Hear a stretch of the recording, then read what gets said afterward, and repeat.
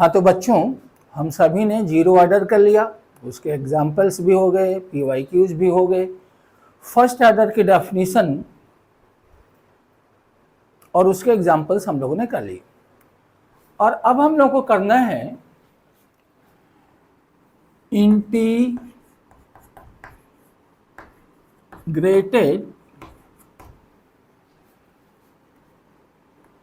Rate law for first order reaction.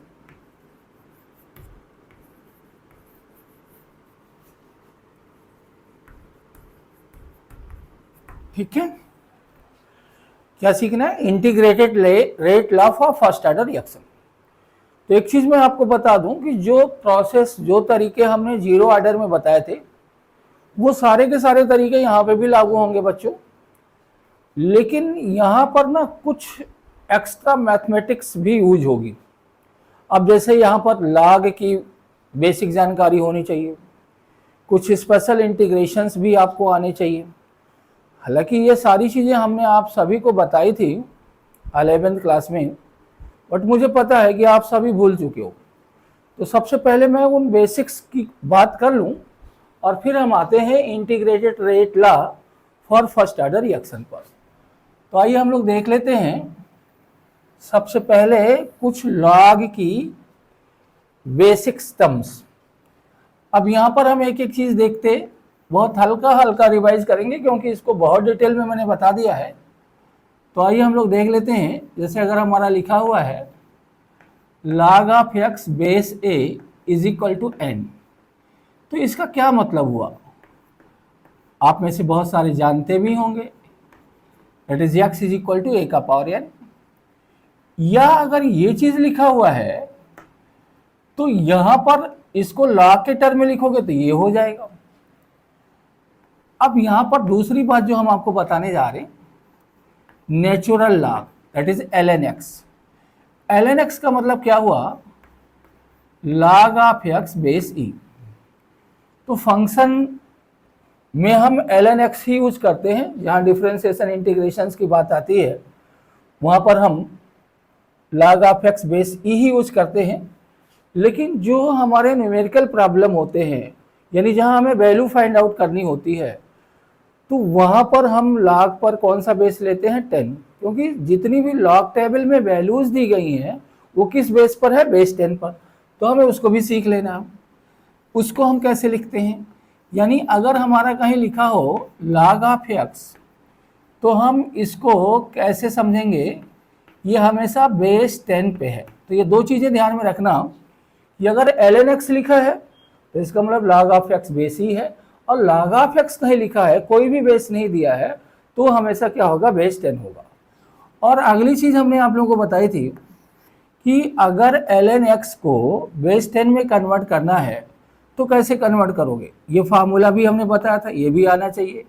यानी ln x is equal to 2.303 and log of x। Is it clear? और पांचवा जो point है वो इस तरीके का है। अगर कहीं पे ऐसे लिखा हुआ है log ऑफ m का power n, then n log m, ये बहुत ही बेसिक फार्मूला है, आप लोगों में से बहुत सारे जानते हैं, लेकिन फिर से मैं बता दे रहा हूँ। यहाँ पे log of m into n is equal to क्या होगा बेटे? log of m plus log of m। ठीक है। सेवेंथ क्या होगा? अगर हम लोग लिखते हैं log of m by n, तो क्या हो जाएगा? log of m minus log of n। हालांकि इसको बताने की ज़रूरत नहीं है, पर मैं आपकी सुविधा के लिए बता दूं ताकि जब भी आप कोई सवाल करें तो थोड़ा सा कम समय लगे। That is minus log of n by m। तो यहाँ पर ये बेसिक जानकारी log की होनी चाहिए। log की वैल्यूज वगैरह तो आप लोग को मैंने बताया है, जब सवाल आएगा तो उसको भी मैं बता दूंगा। और अब हम यहाँ पर जो इंटीग्रेशंस यूज होने वाले हैं उनको हम लोग सीख लेते हैं। तो अभी तो फर्स्ट ऑर्डर की बात हम कर रहे हैं, लेकिन आगे सेकेंड ऑर्डर, थर्ड ऑर्डर की भी होगी, तो वो हम सारे के सारे इंटीग्रेशंस के फार्मूले बता दे रहे हैं। तो आइए हम लोग देख लेते हैं क्या क्या फार्मूला हो सकता है इंटीग्रेशन का जो हमारे लिए ज़रूरी है। जैसे हमने लिख दिया यहाँ पर x का पावर n एंड dx, तो इसको कैसे लिखोगे? यहाँ पर क्या हो जाएगा, ये बहुत ही बेसिक इंटीग्रेशन है, आप सभी जानते हो, लेकिन फिर भी मैं बता दे रहा हूँ, n+1। और ये ध्यान रहे कि ये जो n है ना, ये -1 नहीं होगा। Is it clear? दूसरा जो आपका है कि अगर ये n-1 हो जाए, यानी अगर ये -1 हो गया तो ये x यहाँ आ जाएगा, इसको क्या कहोगे? ln x कहोगे। ऐसे ही यहाँ पर एक और इंटीग्रेशन में बता दे रहा हूँ, दैट इज dx, और यहाँ पर आपका हो जाए a-x, तो यहाँ पर आप क्या कहोगे? That is -ln a-x।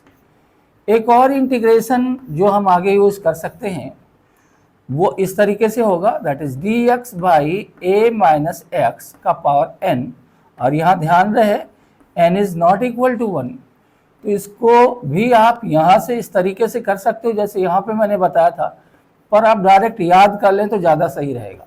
1/n-1 into a-x का पावर n-1। और एक और इंटीग्रेशन का फार्मूला यहाँ पे मैं बता दे रहा हूँ, जो हमने जीरो ऑर्डर में बताया था, एक बार फिर से बता देता हूँ। k dt is equal to क्या हो जाएगा? kt प्लस c, यहाँ c क्या है? Constant of integration. Is it clear? तो ये चीज़ हमने यहाँ पे लिख दिया, और मैं आप लोगों से कहूँगा कि बहुत ज़्यादा दिमाग न लगा के आप इन सारे के सारे फार्मूलों को बहुत अच्छे से याद कर लीजिए, तो फिर हम आगे बढ़ सकते हैं, और आगे बढ़ने में कोई दिक्कत नहीं। तो फटाफट इनको नोट कर लें, फटाफट इसको नोट कर लीजिए, फिर हम आगे बढ़ते हैं।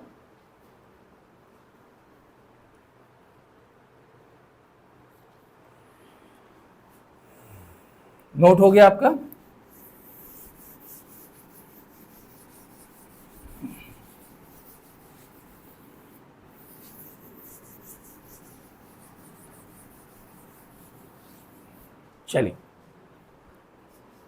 चलिए अब हम लोग यहां पर integrated rate law of first order reaction देखेंगे। तो ये छोटी छोटी बातें हम लोग लिख लेते हैं। सबसे पहले तो वैसे ही मान लें, कंसीडर ये फर्स्ट ऑर्डर रिएक्शन,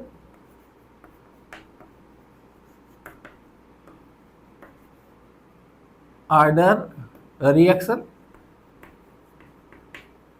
एज, ये मैंने लिख दिया first order reaction as A is equal to product, यहां से लिखता हूं A is equal to product, बिल्कुल वैसे ही जैसे जीरो ऑर्डर में किया था। यहां पर क्या लिखेंगे? इनिशियल कंसंट्रेशन, और ये हमने लिख दिया ए। इज इट क्लियर और नॉट? और यहां पे हम लोग लिख लें कंसंट्रेशन आफ्टर टाइम t। यहां क्या होगा? a-x, और यहां पर x तो आप जान ही रहे हो क्या है, let x is the amount of A has been reacted in time t। ठीक है, ये ध्यान रखना, x क्या है? t टाइम में रिएक्टेंट A का खर्चा होने वाला पार्ट। अच्छा, एक चीज मैं आपको यहीं और बता दूं कि यहां पर इस A को हम A naught in square bracket लिख सकते हैं, और A-x को यहां पर AT इन स्क्वायर ब्रैकेट हम लिख सकते हैं। थोड़ा सा छोटा इक्वेशन हो जाए, कहीं कहीं जरूरत पड़ती है तो ऐसे लिख सकते हो। यहां पर A is equal to A naught in square bracket and A-s is equal to AT in square bracket. तो ये यहां पर A बाई A-x भी लिख सकते हैं, या A की जगह A नॉट और A-x की जगह AT। तो ये दोनों चीजें बहुत ध्यान से रखिएगा। और अब हम लोग बात कर लेते हैं यहां पर रेट लॉ की। देखो ये फर्स्ट ऑर्डर का है, तो रेट लॉ क्या हो जाएगा इसका, this dx by dt is equal to k, और a का पावर क्या बोलो 1, और 1 लिखा नहीं जाता, तो आप थोड़ा सा और देखिए यहां पर क्या होगा, dx बाई dt। अब यहां पर a का कौन सा कंसंट्रेशन लिखे, इनिशियल कंसंट्रेशन लिखें या आफ्टर टाइम t लिखें। तो हमने आपको बताया था कि यहां पर ये इंस्टेंटेनियस रेट है, बोलो इनिशियली तो रेट जीरो ही होगी ना, dx बाई dt जीरो हो जाएगा। भाई dx बाई dt तो तब आएगा जब रिएक्शन बोलो थोड़ा बहुत आगे चलेगी, तभी तो हम इंस्टेंटेनियस रेट निकालेंगे। तो हमेशा ध्यान रखना बच्चों कि इंस्टेंटेनियस रेट है, इसलिए यहाँ पर हम जब भी कंसंट्रेशन लिखेंगे तो वो कंसंट्रेशन हमेशा बोलो आफ्टर टाइम टी ही रहेगा, इनिशियल कंसंट्रेशन नहीं रहेगा। तो थोड़ा सा और आगे बढ़ते हैं, इसको ऐसे लिख लो, that is d x by A minus x, और इसको हमने लिख दिया that is k d T.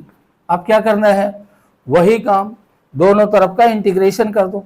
अगर दोनों तरफ का इंटीग्रेशन कर दोगे तो इंटीग्रेशन का निशान लगाओगे तो क्या होगा, that is d x by A minus x is equal to k t. अब हम क्या करेंगे, यहाँ पर इंटीग्रेशन का निशान लगा दें। अब इंटीग्रेशन आप लोगों को पता है, यहीं पे मैं लिख देता हूं, यहाँ पर क्या होगा, that is minus l n A minus x, और ये क्या होगा बोलो के टी प्लस यहाँ पर सी। ये बहुत ध्यान से आपको सीखना है।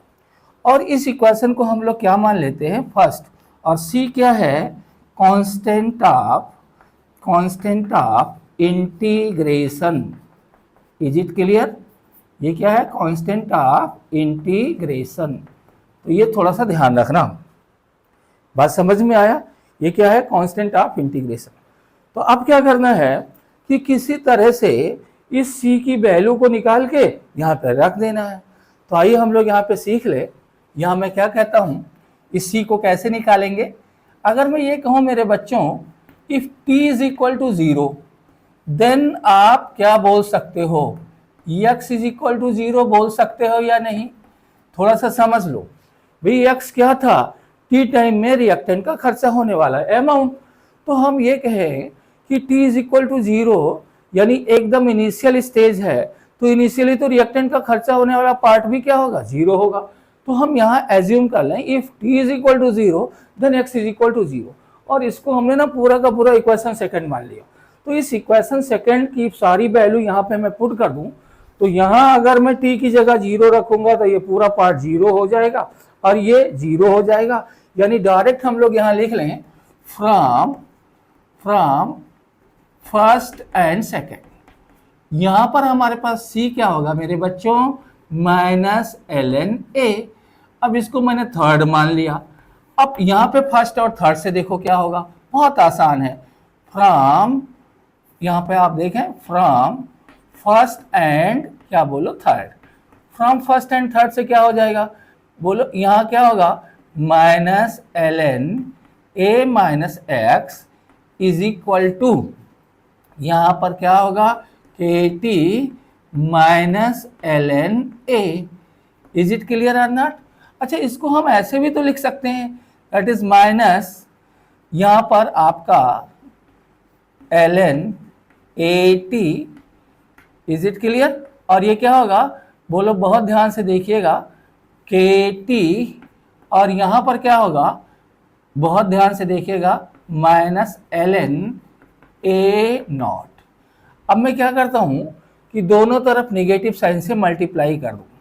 तो अगर दोनों तरफ नेगेटिव साइन से मल्टीप्लाई कर दूं तो क्या हो जाएगा, that is l n A t is equal to minus k t, और ये क्या होगा बोलो, plus l n A naught.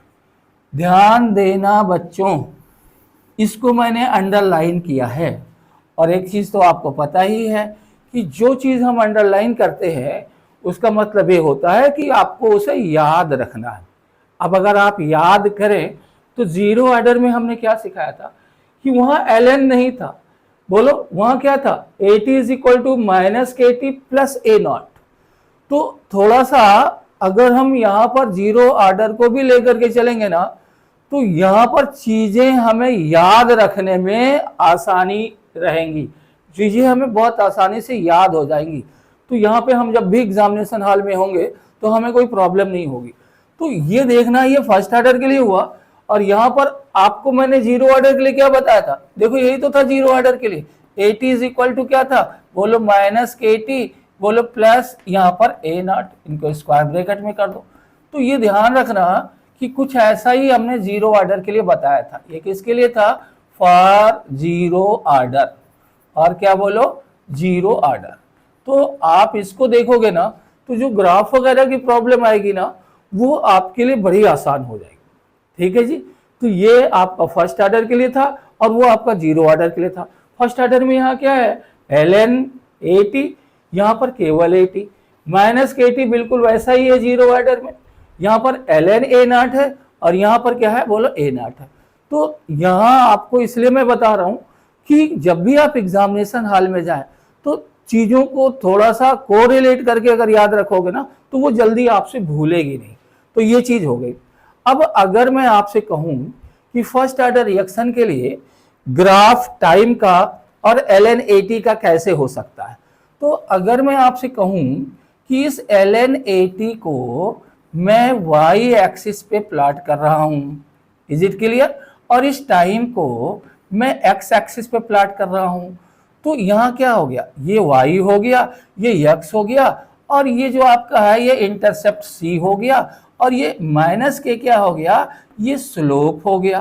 तो अब आप देखिए कि ये जो फॉर्म है वो किस तरीके का हो गया, y is equal to mx plus c. लेकिन आप देख रहे हो कि यहाँ जो स्लोप है वो क्या है, निगेटिव है। और अगर स्लोप निगेटिव है और इंटरसेप्ट यहाँ पर क्या है, बोलो पॉजिटिव है, तो स्लोप अगर निगेटिव होता है तो यहाँ पर आप ध्यान दें, बोलो हमने क्या कहा कि यहाँ हमने ln AT ले लिया बच्चों, और यहाँ पर हमारा क्या है, t है।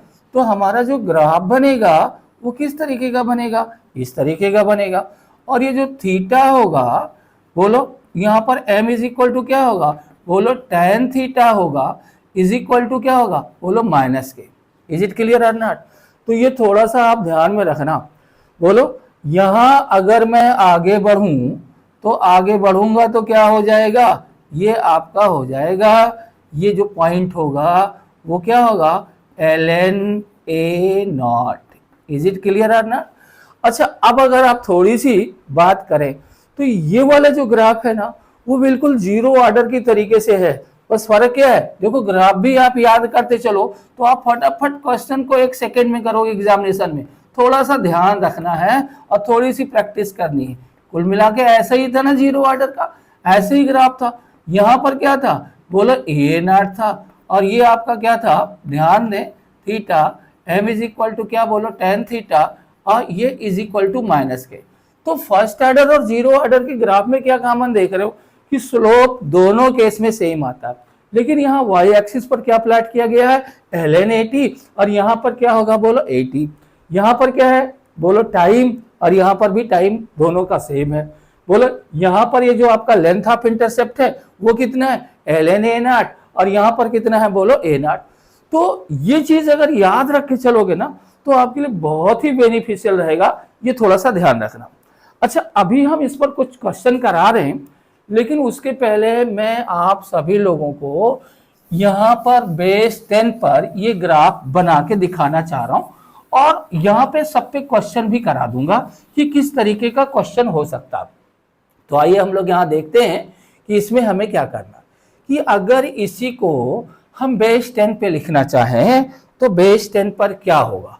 बेस 10 पर अगर आप लिखोगे तो यहाँ पर क्या हो जाएगा, 2.303, सॉरी इसको मैं व्हाइट कर लेता हूँ, 2.303, और यहाँ पर क्या होगा, log of AT। Is it clear. और यहाँ पर क्या होगा, माइनस KT, प्लस क्या होगा, बोलो यहाँ पर log of 2.303 log of A0। Is it clear और नॉट। दोनों को समझ, अब 2.303 से क्या कर दें, डिवाइड कर दें। तो जब 2.303 से डिवाइड करेंगे तो क्या होगा मेरे बच्चों, log ऑफ AT हो जाएगा, और यहाँ पर क्या होगा, माइनस K बाई 2.303, और यहाँ पर T हो जाएगा, और यहाँ पर क्या होगा, यहाँ ध्यान दें, that is log of a naught. Is it clear और नॉट? तो बिल्कुल उसी तरीके से कि इसको हम y एक्सिस पर प्लॉट कर लें और इस t को हम x एक्सिस पर प्लॉट कर लें, ये पूरा का पूरा क्या हो गया, c हो गया और ये आपका स्लोप m हो गया। अब यहाँ पर अगर मैं ग्राफ बनाऊं तो ग्राफ तो बिल्कुल वैसे ही बनेगा जैसे वहां पे था। यानी अगर मैं यहाँ पर log ऑफ AT प्लॉट कर रहा हूं मेरे बच्चों और यहाँ पर t प्लॉट कर रहा हूं यहाँ पर x एक्सिस पर, तो ग्राफ में कोई दिक्कत नहीं है। यानी ग्राफ आपका straight line passing through origin और विद नेगेटिव स्लोप ही होगी, यानी ये थीटा क्या होगा, 90 से ज्यादा ही होगा। तो यहाँ आपका m इज इक्वल टू क्या होगा, tan थीटा होगा। बस फर्क क्या होगा कि यहाँ पर माइनस के बजाय क्या हो जाएगा, माइनस के बाई 2.303 हो जाएगा। और यहाँ पर अगर मैं आपको देखूं, इसको यहाँ तक इसको आगे बढ़ा दूं तो ये जो वैल्यू होगी वो ln a नॉट ना हो करके बल्कि कितनी हो जाएगी, log ऑफ a नॉट हो जाएगी। अब यहाँ पे हम देख ले कि किस तरीके का प्रॉब्लम बन सकता है। तो आप लोगों से पहला जो क्वेश्चन पूछ सकता है वो ऑब्जेक्टिव टाइप का इस तरीके से हो सकता है। मैं उस क्वेश्चन को लिख नहीं रहा हूं, मैं बोल रहा हूं, आप बहुत ध्यान से सुने कि मैं क्या कह रहा हूं। और यहाँ पे सीधा सीधा मैं ऑप्शन दूंगा और आप चाहे तो लिख सकते हो, मैं यहाँ नहीं लिखूंगा। जैसे पहला सवाल क्या हो सकता है ऑब्जेक्टिव टाइप का, you have graph is plotted for ln AT versus time t, then straight line is obtained with negative slope, then the order of reaction is zero order, first order, second order, third order। क्या होगा, बोलो zero order, क्योंकि यहां पर ln AT versus t है। लेकिन अगर मैं ऐसे ही सवाल कह देता कि when graph is plotted for AT versus time t, then straight line is obtained with negative slope, then order of reaction is, option क्या है, zero order, first order, second order, third order. तो आप क्या कहोगे, ये zero order के लिए हो गया। तो बस थोड़ा सा ध्यान रखना कि जीरो ऑर्डर में और फर्स्ट ऑर्डर में straight line with negative slope ही मिलता है। यहाँ पर एक्स एक्सिस पर हम टाइम t और यहाँ पर AT, बट यहाँ क्या होता है ln AT। तो ये थोड़ा सा डिफरेंशिएट करके चलोगे तो आप लोगों को ज्यादा दिक्कत नहीं होगी। वैसे ही यहाँ पर भी हो जाएगा कि अगर हम log of AT versus time t के बीच ग्राफ प्लॉट कर रहे हैं तो भी मुझे स्ट्रेट लाइन मिलेगी और उसका भी स्लोप क्या होगा, निगेटिव ही होगा मेरे बच्चों, इस बात को ध्यान रखना। अब न्यूमेरिकल कैसा हो सकता है, आप ऐसे ही समझ लो, इसकी लंबी लंबी लैंग्वेज हो सकती है। लेकिन अगर मैं आपसे कह दूं कि यहाँ पर ये जो थीटा है ना, इस थीटा की वैल्यू यहाँ दे दे 135 डिग्री, इज इट क्लियर। और यहाँ पर अगर आपसे ये कह दे कि ये जो ln A नॉट है ये वैल्यू कितनी हो जाए, बोलो यहाँ पर 1 हो जाए, तो आप लोगों से दो चीजें पूछ सकता है। पहला चीज क्या पूछ सकता है कि इसका रेट कांस्टेंट क्या होगा और दूसरा इसका इनिशियल कंसंट्रेशन क्या होगा। तो हमने लॉ की बेसिक्स, डेफिनेशंस, बेसिक चीजें, ये सारी की सारी बातें बताई और तुम बड़ी आसानी से कर सकते हो। तो अगर मैं k को कैलकुलेट करूं तो कैसे करूंगा, यहाँ पर थीटा की जगह tan थीटा यानी tan 135 इज इक्वल टू क्या हुआ, माइनस के, और tan 135 क्या होगा मेरे बच्चों, -1 इज इक्वल टू माइनस के, और यहाँ पर क्या हो जाएगा, that is k is equal to 1। अब इसकी कोई भी यूनिट हो सकती है, वो आप देख लेना कि क्वेश्चन में क्या दिया है कि अगर ये t सेकंड में है तो पर सेकंड, मिनट में है तो क्या होगा, पर मिनट, यानी k की वैल्यू क्या आएगी, 1 पर मिनट। बोलो अगर आवर्स में है तो k की वैल्यू क्या आएगी, 1 per hour. Is it clear और नॉट। ऐसे ही अगर मैं यहाँ पे देख लूं कि a नॉट क्या होगा, तो आप जान रहे हो कि ln a naught is equal to क्या होगा, log of a naught base e, और ये अगर 1 है तो आप जरा देखिए log की डेफिनेशन से ये सीधा सीधा हो जाएगा e का पावर 1, यानी क्या हो जाएगा e। इज इट क्लियर और नॉट। ऐसे ही अगर यहाँ पे 2 हो जाता तो ये कितना हो जाता बच्चों, बोलो e स्क्वायर हो जाता। बट यहाँ पर अगर हम लोग करेंगे तो क्या होगा, अगर वही चीज यहाँ पे हम ले लें कि ये चीज 1 है और थीटा कितना है, 135 डिग्री है, तो यहाँ पर रेट कांस्टेंट क्या हो जाता। थोड़ा सा ध्यान रखना यहाँ पर log ऑफ 80 है, यहाँ t है, वहां ln 80 है और t है, तो क्या होता कि tan 135 -1 यानी -1 इज इक्वल टू माइनस के बाई 2.303, तो k हमारा क्या हो जाएगा 2.303। अब जो भी यूनिट आपकी टाइम की हो उसी के अकॉर्डिंगली आप लिख देना, पर सेकेंड, पर मिनट, पर आवर वगैरह। वैसे ही यहाँ पर आप देखिए कि अगर ये यहाँ पर 1 है तो इसका मतलब क्या है, ये बेस 10 है, और log की डेफिनेशन से अगर a नॉट की वैल्यू निकालो तो a नॉट की वैल्यू कितना हो जाएगा, दैट इज 10 का पावर 1, यानी क्या हो जाता 10। ऐसे ही अगर ये 2 होता तो यहाँ पर क्या हो सकता था 10 का पावर 2 यानी 100, जो भी मोल पर लीटर में जो भी कंसंट्रेशन होता आप लोग लिख सकते। तो इस तरीके से हमने इस पर ग्राफ के क्वेश्चंस कर लिए। देखिए बहुत सारे ग्राफ्स के क्वेश्चंस हो सकते हैं, यहाँ पर एक आध मैं और आपको बता रहा हूँ, और कुछ जो क्वेश्चंस ग्राफ के बचेंगे उसको मैं जब मैं प्रॉब्लम कराऊंगा, प्रैक्टिस प्रॉब्लम कराऊंगा, तो वहाँ पे मैं आपको सिखा दूंगा। तो आइए थोड़ा सा हम इसको नोट कर लेते हैं, और नोट करने के बाद हम और आगे बढ़ते हैं। फटाफट नोट कर लो फिर हम आगे बढ़ो। हो गया, चलिए।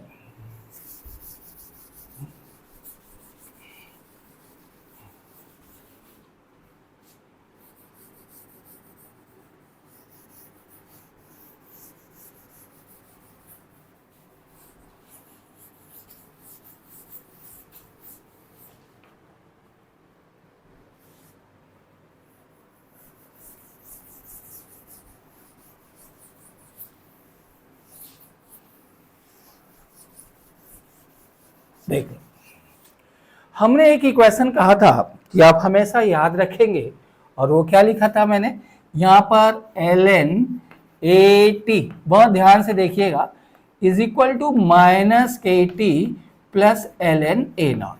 बहुत ध्यान से इसको मैंने कहा था याद कर लेना, और ये याद ही रखना है आप लोगों को। तो अब हम आपसे क्या कह रहे हैं थोड़ा सा देख लेते हैं। अगर मैं यहाँ पर इस KT को इधर लेके आऊं तो ये हो गया हमारे पास KT प्लस, और अगर इसको मैं उधर लेके जाऊं तो ये ln A नॉट, यहाँ पर minus ln AT। Is it clear और नॉट? तो यहाँ पर क्या हो जाएगा, that is KT is equal to यहाँ पर ln A नॉट बाई क्या बोलो AT। अब देखिए यहाँ पर बेस E है, तो हम अपनी डेफिनेशन से लॉग की क्या देखेंगे, this A naught by AT is equal to E का पावर KT। और अगर मुझे AT निकालना है मेरे बच्चों, तो AT is equal to A naught by यहाँ पर क्या हो जाएगा E KT, यानी यहाँ पर आप ध्यान देना AT इज इक्वल टू क्या हो जाएगा E का पावर माइनस KT, और यहाँ पर A नॉट, ठीक है ना, या ऐसे लिख सकते हो A नॉट E का पावर माइनस KT, यानी AT is equal to A naught and E का पावर माइनस KT। तो यहाँ पर आप देख रहे हैं कि फर्स्ट ऑर्डर रिएक्शन का टाइम के साथ साथ कंसंट्रेशन कम होता जा रहा है, बोलो डीके होता जा रहा है, लेकिन ये डीके कैसा है, एक्सपोनेंशियल डीके है। और आप सभी लोगों ने फिजिक्स में एक्सपोनेंशियल डीके का ग्रोथ बोलो सीखा है। यहाँ पर मैंने भी आपको शुरुआत में 11th में ग्राफ बताया था, तो अब हम पूरा डिटेल में ना बता करके इसी की ग्राफ बता देते हैं। तो आप देख लें कि अगर AT और T के बीच में ग्राफ खींचूं तो यहाँ पर एक ग्राफ हमारा ऐसे बनता है, दैट इज AT। हालांकि ये ग्राफ बहुत ज़्यादा इंपॉर्टेंट नहीं है, ज़्यादा क्वेश्चन नीट में नहीं आता, लेकिन आपको सीखना है। आपने देखा ही इस साल क्या हुआ है फिजिक्स में, तो अगले साल कहीं केमिस्ट्री में ना हो जाए, इसलिए आप लोग बहुत अच्छे से इसको सीखेंगे। तो अगर मैं एक्सपोनेंशियल डीके दिखाऊं तो एक्सपोनेंशियल डीके किस तरीके से होगा टाइम के साथ, बोलो इसको आप ध्यान से देखो, ऐसे जाएगा मेरे बच्चों। और अगर ये ऐसे जा रहा है तो इसका क्या मतलब हुआ, ये जो आपका ग्राफ है ना, ये कभी भी इस एक्स एक्सिस को नहीं काटेगा। तो यहाँ पर क्या दिखाई दे रहा है कि फर्स्ट ऑर्डर रिएक्शन के लिए ये जो टी होगा ना, वो हमेशा टेंड्स टू इनफाइनाइट होगा। तो ये ग्राफ हमें क्या सिखा रहा है कि अगर मैं आपसे कहूं कि क्या फर्स्ट ऑर्डर की रिएक्शन फाइनाइट टाइम में कभी कंप्लीट होगी क्या, तो आप क्या कहोगे, कभी भी फाइनाइट टाइम में कंप्लीट नहीं होगी। इसको आप लोग ध्यान से सुन लीजिए, समझ लीजिए। तो यहाँ इस ग्राफ से ये भी क्लियर हो गया। यहाँ पे आप चाहो तो नोट कर लो और आप क्या लिखोगे, यहाँ पर ये ग्राफ क्लियर कर रहा है, बोलो फर्स्ट ऑर्डर रिएक्शन। यहाँ पर क्या लिखोगे, फर्स्ट ऑर्डर रिएक्शन, बोलो can not be completed, can not be, क्या बोलो, कंप्लीटेड, कैन नॉट बी, क्या बोलो,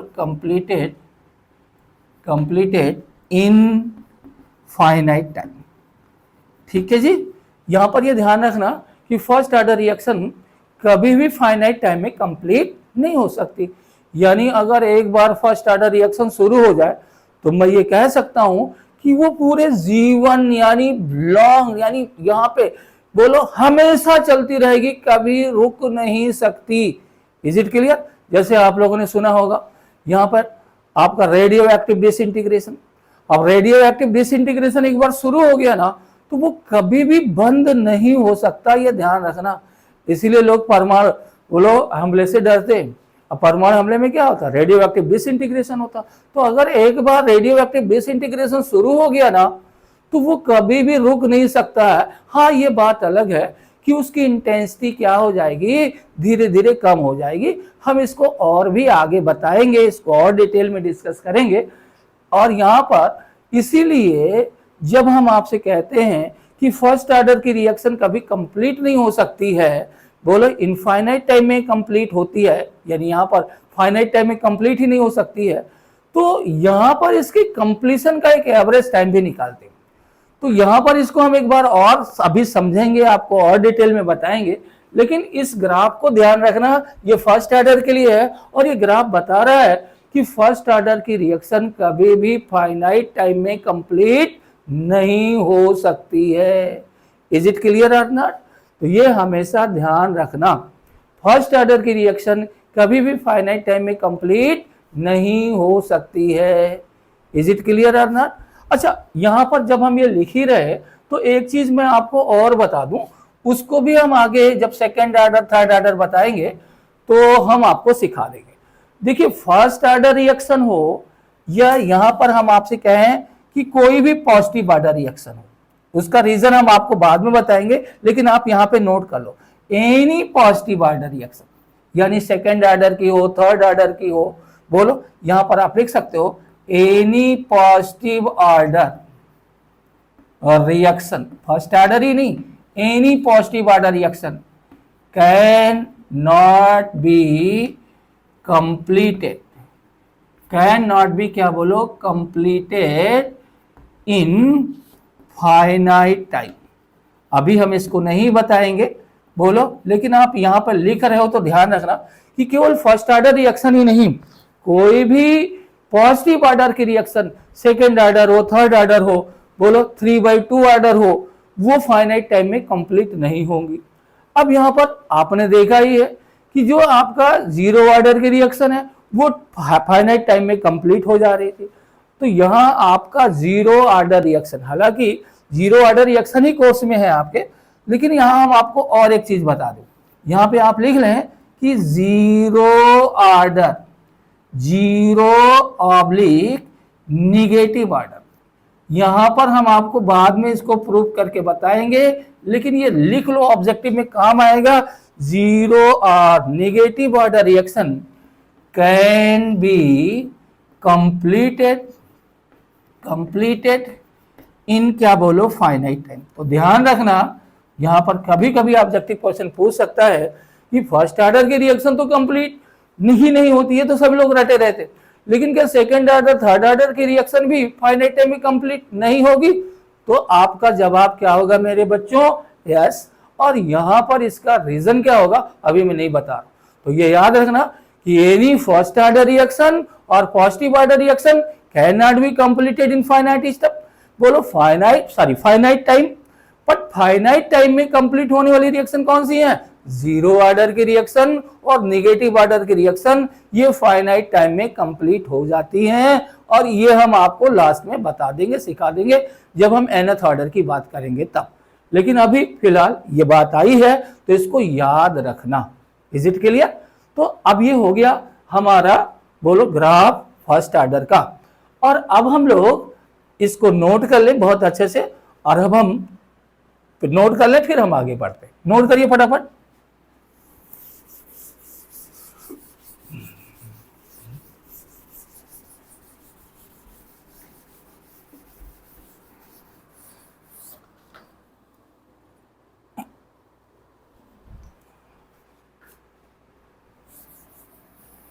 अब हम आपसे बात करने जा रहे हैं फर्स्ट ऑर्डर रिएक्शन की हाफ लाइफ टाइम। यहां पे लिख लो half life time, half life time. यहां पर इसकी डेफिनेशन बिल्कुल वैसे ही होगी जैसे मैंने यहां पे जीरो ऑर्डर की हाफ लाइफ टाइम की डेफिनेशन बताई। लेकिन हो सकता है कुछ बच्चे इस वीडियो को पहली बार देख रहे हो, तो मैं यहाँ पे उसकी डेफिनेशन लिख देता हूँ। यहाँ पर ये जो डेफिनेशन है ना, चाहे फर्स्ट ऑर्डर हो, चाहे सेकंड ऑर्डर हो, चाहे थर्ड ऑर्डर हो, चाहे जीरो ऑर्डर हो, चाहे नेगेटिव ऑर्डर हो, ये हाफ लाइफ की डेफिनेशन हर जगह कॉमन रहेगी। यहाँ पर क्या होगा मैंने आपको बताया था, लिख लो the time in which 50% are half of the reaction has been completed। ठीक है, जिसमें 50% या आधी रिएक्शन क्या हो जाए, कंप्लीट हो जाए। यही हमारा क्या होता है, हाफ लाइफ टाइम होता है। और अब हम लोग हाफ लाइफ टाइम का एक्सप्रेशन देख लें। देखो यहां हम आपसे क्या कहते हैं, पहले तो आप टाइम का एक्सप्रेशन देखो। यहाँ पे टाइम का एक्सप्रेशन जो हम न्यूमेरिकल में यूज करेंगे वो क्या है, थोड़ा सा हम लोग समझ लेते हैं। यहाँ पर ये टाइम का एक्सप्रेशन कैसे निकालेंगे ये सीख लेते हैं। यहाँ पर ये हमने सिखाया था आपको ln80, okay, ln80 is equal to minus KT, और ये आपका ln A0। मैंने इसी को कहा था हमेशा याद रखना। अब यहां अगर मुझे टाइम का एक्सप्रेशन निकालना है तो इस KT को इधर ले आओ, और यहां पर क्या होगा ln A0 माइनस क्या होगा ln AT, और यहां पर आप लोग देखोगे दैट इज KT, ये क्या हो जाएगा ln A0 बाई AT, और यहां से हमारा मिल जाएगा मेरे बच्चों T is equal to 1 by k ln A0 by AT। ये बहुत अच्छे से इसको समझ करके चलना। अच्छा यहाँ पे ये भी याद रखना हमें, बोलो T is equal to 1 by k, यहाँ पे लॉग ऑफ A0 बाई क्या बोलो AT, यहाँ पर ln सॉरी, यहाँ पर ln A0 by AT, A0 by AT तो लिखा ही है, यहाँ पे लिख देते हैं ln A by A minus x. Is it clear? तो ये भी याद रखना, यहां पर आप लोगों को ये चीज ध्यान में रखना है। अच्छा यहां अगर मैं बेस 10 पे लिखूं जो हम लोग न्यूमेरिकल में यूज करेंगे, तो टाइम का एक्सप्रेशन क्या होगा ये देखिएगा। टाइम का एक्सप्रेशन यहाँ पे 2.303 by k and log of A0 by AT। Is it clear? और यहां पर आपका क्या होगा T is equal to 2.303 by k, और यहां पर क्या होगा log of A by A minus x. तो मैं आप सभी से ये कहूंगा कि जब भी तुम कोई न्यूमेरिकल प्रॉब्लम करो तो ये फॉर्मूला मत इस्तेमाल करो। न्यूमेरिकल के लिए आप ये वाला फॉर्मूला इस्तेमाल कर सकते हो। बोलो यहां पर ये वाला याद कर लो। देखिए हम याद करने को सिर्फ किसको कह रहा हूं, जिसको मैं अंडरलाइन कर रहा हूं। मैंने इसको अंडरलाइन किया था, इसको कहा था याद करने को, और इसको याद करने को कह रहा हूं। देखिए अगर ये याद है ना तो आप इसको भी लिख लोगे और इसको भी लिख लोगे, लेकिन यहां पर चूंकि क्वेश्चंस में डायरेक्ट इसका इस्तेमाल होता है इसलिए ये याद रखना इंपॉर्टेंट है। तो ये चीज थोड़ा सा आपको ध्यान में रखना है। ये टाइम का एक्सप्रेशन हो गया। अब हम आ जाते हैं हाफ लाइफ टाइम के एक्सप्रेशन पर, और उसमें क्या था, द टाइम इन विच 50% और half of the reaction has been completed. तो अब मुझे क्या करना है कि अगर मैं ये कह दूं मेरे बच्चों कि 50% रिएक्शन कंप्लीट हो गई, यानी आफ्टर टाइम टी कितना बचा, बोलो इनिशियल का हाफ। तो मैं यहां पर अगर इसको कह दूं इक्वेशन फर्स्ट, तो यहां आप देखिए क्या हो सकता है कि इफ एटी जो है बोलो ए नॉट बाई 2 हो जाए, यानी जो बचा हुआ अमाउंट है वो इनिशियल अमाउंट का आधा हो जाए, यानी बचा हुआ अमाउंट अगर आधा हो गया तो आधा अमाउंट खर्चा हो गया, यही तो हुआ। यानी यहां पर अगर ये x बराबर a बाई 2 हो जाए तो यहां पर a माइनस एक्स यानी क्या हो जाएगा a माइनस a बाई 2, यहां पे भी a बाई 2। तो ये ध्यान रखना कि आपका 80 इज इक्वल टू क्या हो गया a नॉट बाई 2। तो यहां पर जो हमारा टाइम होगा बच्चों उसी को हम लोग क्या कहेंगे, हाफ लाइफ टाइम कह देंगे। तो ये बहुत ही आसान है। एक बार फिर से हम लोग देख ले कि अगर हमारा बोलो बचा हुआ अमाउंट आधा हो जाए, यानी आधी रिएक्शन यानी 50% रिएक्शन कंप्लीट हो गई, तो इसमें जो टाइम लगेगा वो क्या कहलाएगा, हाफ लाइफ टाइम कहलाएगा। तो if 80 is equal to a naught by 2, then जो यहाँ पे टाइम होगा वही क्या कहलाएगा, हाफ लाइफ टाइम होगा। ये बात अच्छे से समझ लीजिएगा। तो अब अगर मैं फर्स्ट और सेकंड की बात करूं तो फर्स्ट और सेकंड से मेरे पास टी हाफ का जो एक्सप्रेशन होगा वो क्या होगा 2.303 बाई के, और यहां पर हो जाएगा मेरे बच्चों यहां पर log a नॉट और यहां पर हो जाएगा a नॉट बाई 2, यानी t half is equal to 2.303 by k and log of 2। Is it clear और नॉट? अब थोड़ा सा ध्यान रखना, मैं आपसे क्या कह रहा हूं कि अगर मैं टी हाफ और यहां पर आप देखो 2.303 बाई के है और log 2 की वैल्यू सभी को पता है 0.3010, तो इससे जब हम सिंप्लीफाई करेंगे मेरे बच्चों तो ये क्या होगा 0.693 बाई के। और आप में से बहुत सारे लोगों को ये रटी भी होती है। देखिए इसको क्यों रटने से काम नहीं चलेगा। देखिए इस पॉइंट पर हम बहुत सारी बातें बताएंगे और आपको सिखाएंगे कि हम फर्स्ट ऑर्डर के क्वेश्चंस को विद इन सेकंड कैसे करते। तो this is very very important for you और इसको बहुत अच्छे से याद रखना। लेकिन यहाँ पर ये जो टाइम का एक्सप्रेशन हमने बताया, चाहे ये याद रखें चाहे ये याद रखें, दोनों एक ही चीज है। तो यहाँ आपको एक और चीज मैं बता दूं ताकि आगे चल करके आपको न्यूमेरिकल प्रॉब्लम में कोई दिक्कत ना हो। यहाँ आपका ये चीज थोड़ा सा ध्यान में रखना, ये जो आपका 2.303 बाई के है, थोड़ा समझ लीजिएगा। इस 2.303 बाई के को मैं कैसे लिख सकता हूं, यहीं पे बता दे रहा हूं। ये 2.303 बाई के क्या हो सकता है, that is t half by log of 2। तो यहां अगर मैं एक टाइम का एक्सप्रेशन और लिखना चाहूं तो यहां आप 2.303 बाई के की जगह क्या लिख सकते हो, that is t is equal to t half by log of 2, और यहां पर क्या होगा log of a by a minus x. ये बात समझ में आ रहा है कि नहीं आ रहा? तो टाइम का जो एक्सप्रेशन है वो ये आप लोग देखिए, ये और ये दोनों एक ही हैं, ए नॉट की जगह ए, टी की जगह ए माइनस एक्स। अब यहां पर ये जो टाइम का एक्सप्रेशन है वो रेट कांस्टेंट के टर्म में है। यानी अगर किसी क्वेश्चन में आपको रेट कांस्टेंट दे दिया जाए कि भाई रेट कांस्टेंट इतना है तो इतना % रिएक्शन पूरा होने में कितना समय लगेगा, तो आप ये इस्तेमाल कर लोगे। लेकिन अगर मान लो कि किसी क्वेश्चन में बोलो उसका रेट कांस्टेंट ना दिया जाए बल्कि हाफ लाइफ टाइम दे दिया जाए, तो हम चाहते हैं कि आपका क्वेश्चन आसान हो जाए, इजी हो जाए। तो अगर हाफ लाइफ टाइम दे दिया जाए, मान लो हाफ लाइफ टाइम कुछ दे दिया, बोलो 2 मिनट दे दिया, हम आपको बाद में न्यूमेरिकल कराएंगे।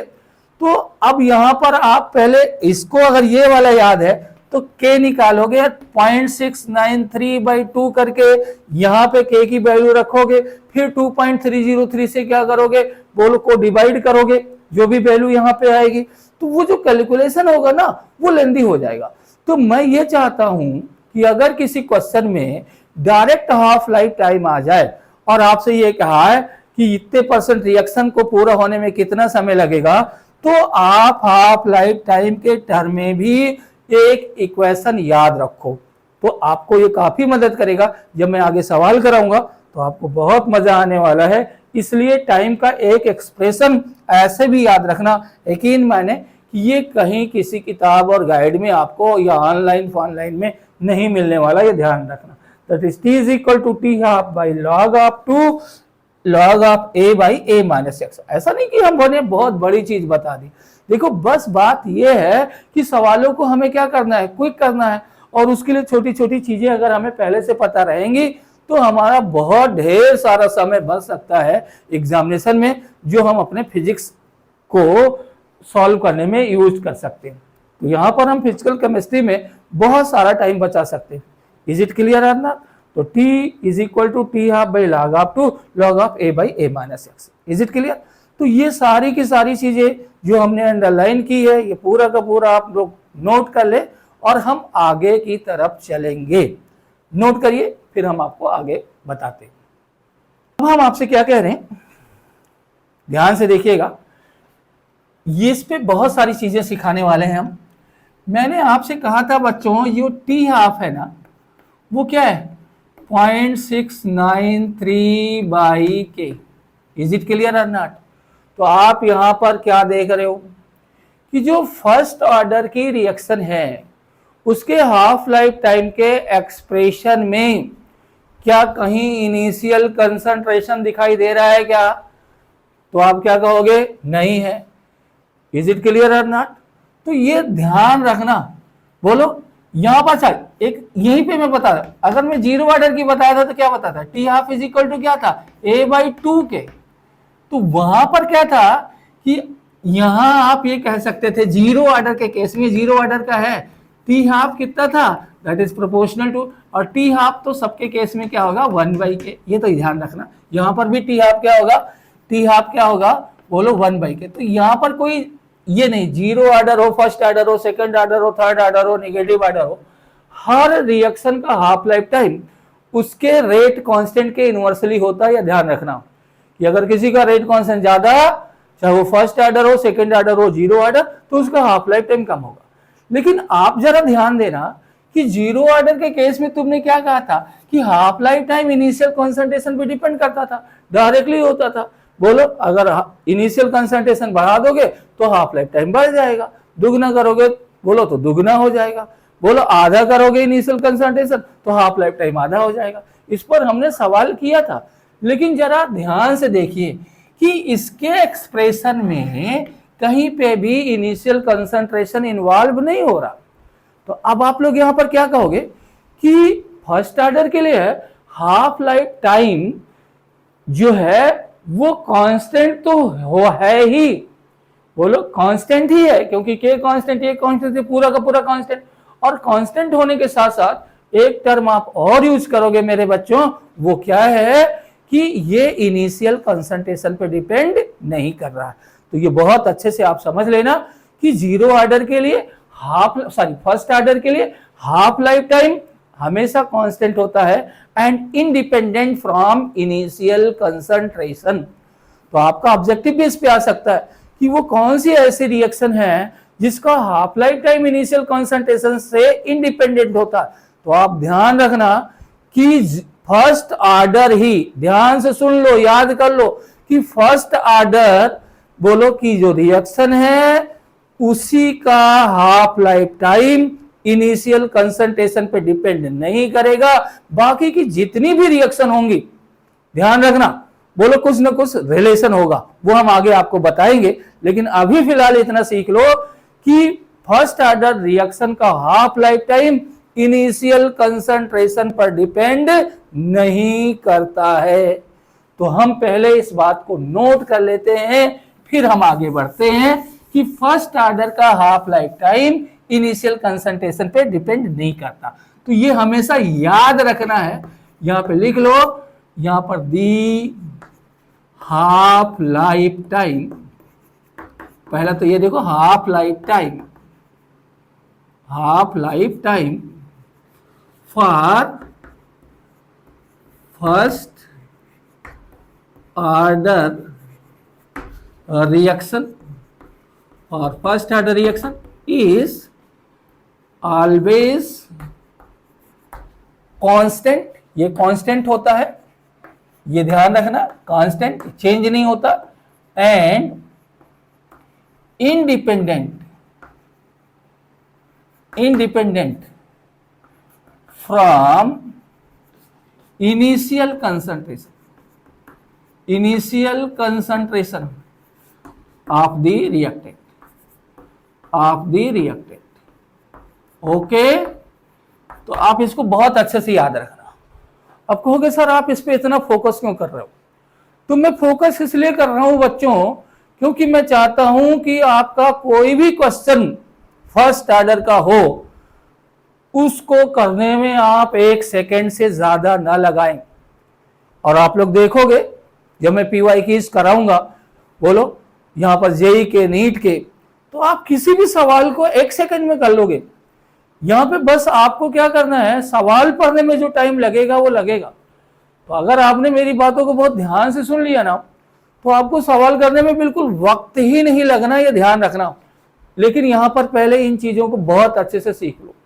अब यहां पर हम ना एक छोटी सी बात करता हूं, एक क्वेश्चन ही दे देता हूं, यहां पर उस क्वेश्चन से ही कॉन्सेप्ट को हम डिराइव करेंगे कि मान लो ये फर्स्ट ऑर्डर की रिएक्शन है, ये इज इक्वल टू प्रोडक्ट, और ये क्या है बोलो, फर्स्ट ऑर्डर की है, ये फर्स्ट ऑर्डर की है, और इसका जो इनिशियल कंसंट्रेशन है ना, ए नॉट या ए इज इक्वल टू 100 मोल पर लीटर, जो भी है, और इसका जो हाफ लाइफ टाइम है ना 1 आवर।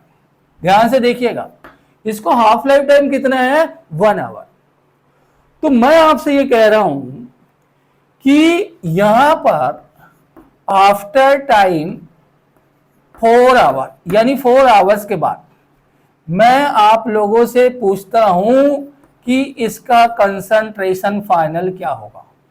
ये ध्यान रखना, एक सवाल करता हूं और फिर हम आपको एक शॉर्टकट तरीका बताऊंगा और फिर हम उसी से कुछ रूल निकालेंगे। थोड़ा सा समझना है, लेकिन बाद में चीजें आपके लिए बहुत आसान हो जाएगी। इसको ऐसे लिख लूं मैं, यहां पर ए नॉट चलेगा ना, यानी ए नॉट इसका कितना है, 100 मोल पर लीटर है, टी हाफ 1 आवर है, और यहां पर आपका हम पूछ रहा हूं कि 4 आवर्स के बाद यहां पर इसका कंसंट्रेशन कितना होगा। Is it clear? तो अगर मुझे यहां पर इसको सॉल्व करना है तो हम सभी को यहां पर टाइम का एक्सप्रेशन पता है। टाइम का एक्सप्रेशन क्या होता है, मैंने आपको बताया था, that is t is equal to, वहां पर 1 बाई यहां पर आपका के टी, या ऐसे याद रखो, t is equal to 2.303 by k and log of यहां पर ए नॉट बाई क्या बोल 80। इज इट क्लियर है ना? ये चीज हमने आप लोगों को सिखाई थी। तो अब आप देखें कि यहां पर t is equal to, t half है, इसका टी हाफ दिया। अच्छा, तो इसको मैं ऐसे भी लिख सकता हूं, टी हाफ ऐसे दिया है तो हम टी हाफ से इसका के ना निकाल करके डायरेक्ट ऐसे लिख सकते हैं, that is t is equal to, that is t half by क्या बोलो log of 2। Is it clear और नॉट? टी हाफ बाई क्या बोलो लॉग ऑफ 2। तो देखो अभी मैं लंबा तरीका बता रहा हूं, बाद में इसका शॉर्टकट सिखाऊंगा। तो ये फॉर्मूला मैंने बताया था, तो यहां आपका क्या होगा, ये 4 आवर हो गया, ये टी हाफ कितना हो गया, 1 आवर हो गया, ये लॉग ऑफ 2 हो गया मेरे बच्चों, और ये लॉग ऑफ क्या हो जाएगा, ए नॉट बाई 80 हो जाएगा। ध्यान से देखिएगा, और यहां पर हमारा क्या होगा बोलो, 4 log of 2 is equal to log of a naught by 80। और यहां पे थोड़ा और आगे बढ़े तो ये क्या हो जाएगा, लॉग ऑफ 2 का पावर 4, यहां पर आपका लॉग का डेफिनेशन से हो जाएगा, and log of a naught by क्या बोलो 80। बोलो ऐसे भी आप लिख सकते हो।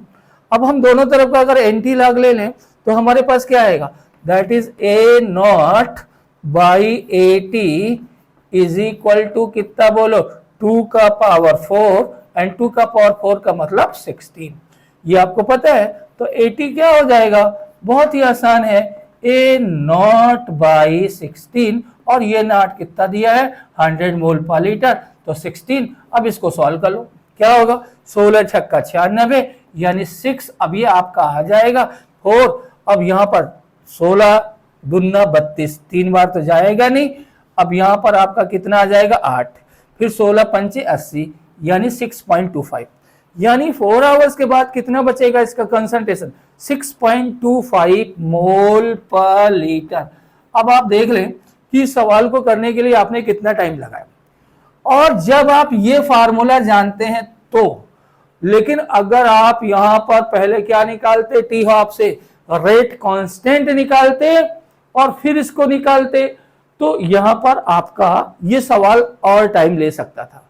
लेकिन मैं चाहता हूं कि आप इस सवाल को और भी कम समय में कर लो, और वो जो तरीका होगा वो इस पॉइंट से डिस्कस होगा। ध्यान से देखें, हम इस सवाल को और भी कम समय में करना चाहते हैं। बोलो, आपने सवाल नोट ही कर लिया है, तो आप देखें कि इस कॉन्सेप्ट से हम लोग कैसे करेंगे। और आपको मैं ये सुझाव दूंगा कि अगर कोई फर्स्ट ऑर्डर का क्वेश्चन आता है तो आप पहले इस तरीके से ट्राई करने की कोशिश करें। यहां पर फिर से एक बार मैं पढ़ दे रहा हूं, यहां क्या लिखा है और किस तरीके से यूज करूंगा मैं इसी सवाल के माध्यम से बताना चाह रहा हूं। क्या लिखा है, the half life time for first order reaction is always constant and independent from initial concentration of the reactant. Is it clear? तो आइए यहां पर इसी चीज को हम लोग सीखते हैं। हम यहां पर इस सवाल को डिस्कस कर लेते हैं बच्चों। यहां आपने नोट कर लिया है तो आपको चिंता करने की जरूरत नहीं है, और अब हम इसको थोड़ा दूसरे तरीके से सिखा रहे हैं। यहां पर आप जान रहे हैं कि इसका हाफ लाइफ टाइम कितना है, 1 आवर है। यहां पे बहुत सारी चीजें बताने वाले। तो मैंने क्या कहा कि भाई अगर इसका इनिशियल कंसंट्रेशन 100 है और इसका हाफ लाइफ टाइम 1 आवर है, तो आप हाफ लाइफ टाइम की डेफिनेशन से क्या कहोगे कि 1 आवर के बाद इसका कितना बचेगा। बोलो, यहां पे 50 बच जाएगा मेरे बच्चों। बात समझ में आया? अब अगर मैं आपसे कहूं कि ये फर्स्ट ऑर्डर की प्रोसेस है, अब यहां पर ये 50 हो गया, तो यहां अगर मैं कहूं कि ये फिर से फर्स्ट ऑर्डर की प्रोसेस शुरू हो रही, तो यहां से 50 से 25 होने में कितना टाइम लगेगा, 1 आवर, क्योंकि 50 का आधा कितना है, 25 है। बोलो, तो यहां पर जो टाइम लगेगा हाफ लाइफ टाइम ही होगा, और हाफ लाइफ टाइम हमेशा कांस्टेंट होता है, इनिशियल कंसंट्रेशन पर डिपेंड नहीं करता है, चाहे इनिशियल कंसंट्रेशन 100 हो चाहे इनिशियल कंसंट्रेशन 50 हो। ऐसे ही आप आगे बढ़ाते चले, इसका आधा कर दें तो ये 12.5 हो जाएगा, इसका आधा कर दें तो ये 6.25 हो जाएगा। अब अगर मैं यहाँ पे देखूं तो ये 1 आवर, यहाँ पे भी क्या हो गया, 1 आवर लगेगा कि नहीं लगेगा। तो आप जरा देखिए कि अगर मैं यहां से यहां तक का जोड़ दूं तो कुल कितने आवर्स हो गए, 1 + 1 + 1 + 1 यानी कितने, बोलो 4 आवर्स। तो आपका क्वेश्चन तो हो गया ना भाई, आपसे यही तो कहा गया था कि इसका हाफ लाइफ टाइम 1 आवर है, तो 4 आवर्स के बाद इसका कितना अमाउंट बचेगा। आप लोगों ने यहां पे देख लिया 6.25। आपको बिल्कुल फार्मूले की जरूरत नहीं पड़ी।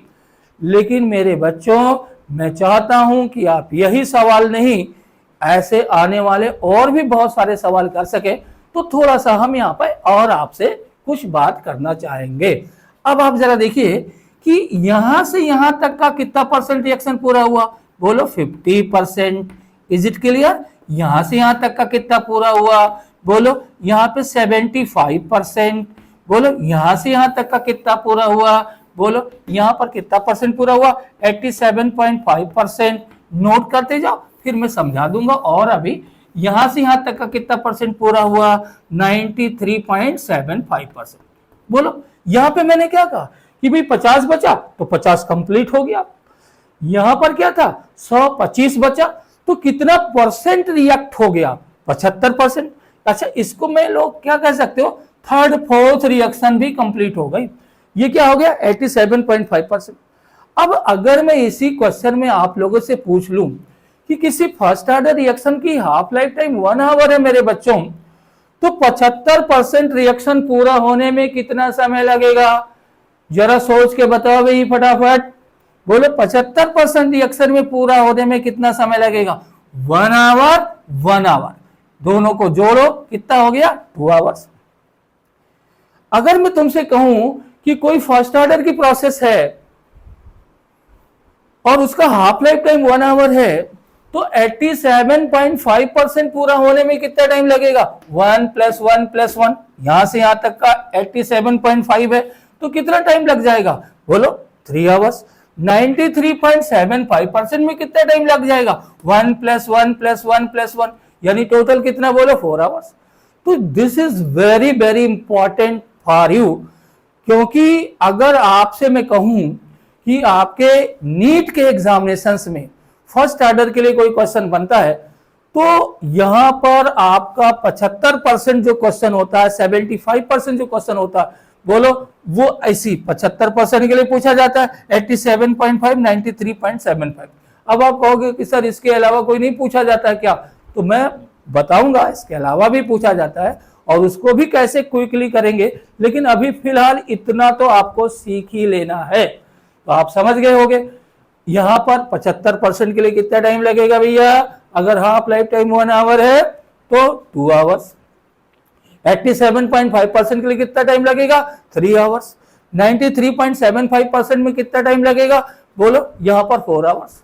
इसका उल्टा भी हो सकता है कि भाई अगर फर्स्ट ऑर्डर रिएक्शन के लिए यहां पर 75% रिएक्शन पूरी हो रही है यहां पर 2 आवर्स में, तो 50% यानी हाफ लाइफ टाइम की बात हो रही है। हाफ लाइफ टाइम यानी 50% रिएक्शन कितने में पूरी हो जाएगी? बोलो यहां पे जस्ट हाफ यानी 1 आवर में। तो इसको मैं और क्लियर कर लेता हूं।